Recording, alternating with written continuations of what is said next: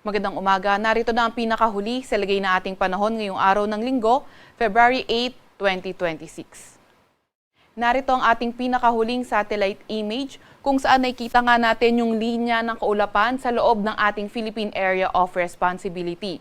Ito ang tinatawag nating shear line. Ito ang salubungan ng hangin, ng malamig na hangin galing northeast at mainit na hangin galing silangan. Nakikita nga natin itong shear line na posibleng magdala ng mga paulan, mostly sa areas ng Southern Luzon at ilang bahagi ng Visayas ngayong araw.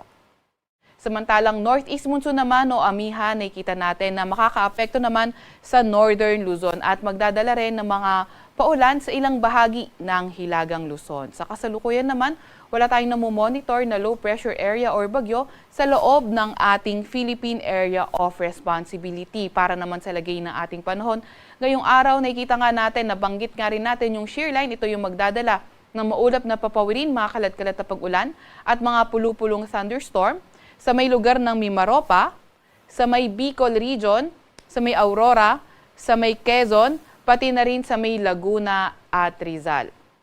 Samantalang northeast monsoon o amihan ang magdadala ng maulap na papawirin na may mga pag-ulan sa lugar nga ng Metro Manila, sa may Cagayan Valley, sa may Cordillera Administrative Region, pati na rin sa may Bulacan at Nueva Ecija. Kaya yung ating mga kababayan, lalo na yung mga inuulan ng mga nakaraang araw pa ay pinag-iingat sa mga banta ng pagbaha o hindi kaya pagguho ng lupa.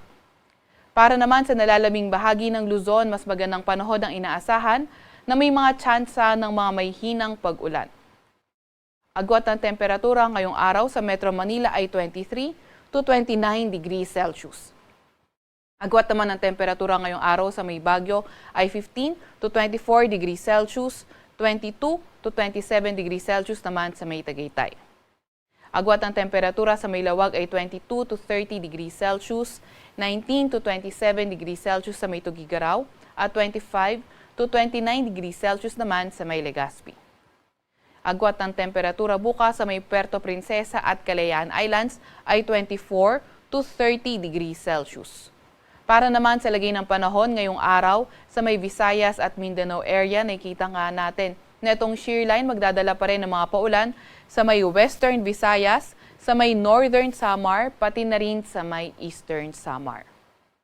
Mas magandang panahon sa nalalabing bahagi ng Visayas at sa may Mindanao kung saan may mga tsansa lamang tayo ng mga localized thunderstorms. Yung mga kasamahan natin sa Regional Services Division patuloy na maglalabas ng mga thunderstorm advisory, rainfall advisory o hindi kaya heavy rainfall warning kung kinakailangan.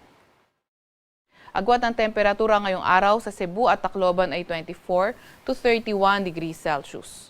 25 to 29 degrees Celsius naman sa may Iloilo City. Agwat naman ng temperatura sa may Zamboanga ay 23 to 33 degrees Celsius, 24 to 31 degrees Celsius sa may Cagayan de Oro at 25 to 33 degrees Celsius sa may Davao. Kaakibat pa nga rin ng shear line, meron tayong nilalabas na weather advisory. Ito ay updated kanina alas 5 ng umaga kung saan 50 to 100 millimeters na mga pag-ulan yung inaasahan sa may Quezon, Camarines Norte, Camarines Sur, Albay, Sorsogon, sa may Catanduanes, pati na rin sa may Oriental Mindoro ngayong araw. Kapag 50 to 100 millimeters na mga pag-ulan ang inaasahan, posible nga ang localized flooding sa areas na urbanized, low-lying at mga malapit sa rivers at landslide sa mga highly susceptible areas. Bukas naman 50 to 100 millimeters rin ang inaasahan sa may Camarines Sur, Albay, Sorsogon, Northern Samar, Eastern Samar, pati na rin sa may Catanduanes. At sa Tuesday, February 10, 50 to 100 millimeters na mga pag-ulan, inaasahan sa may Albay, Sorsogon, Northern Samar, pati na rin sa may Eastern Samar. Kaya muli, ingat, lalo na sa mga inuulan ng mga nakaraang araw pa at laging makipag-coordinate sa ating mga DRR officers. Meron din tayong nilalabas na gale warning.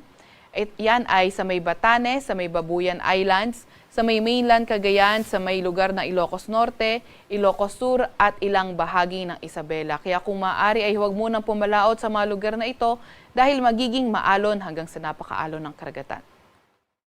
Sa Kalakhang, Maynila ngayong araw, ang araw ay sisikat ng 6:23 ng umaga at lulubog mamayang 5:58 ng hapon. Huwag magpapahuli sa update ng Pag-asa.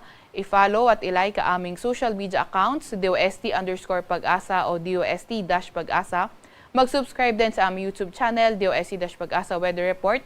At para sa mas detalyadong impormasyon, bisitahin ang aming website, pag-asa.dost.gov.ph at panahon.gov.ph.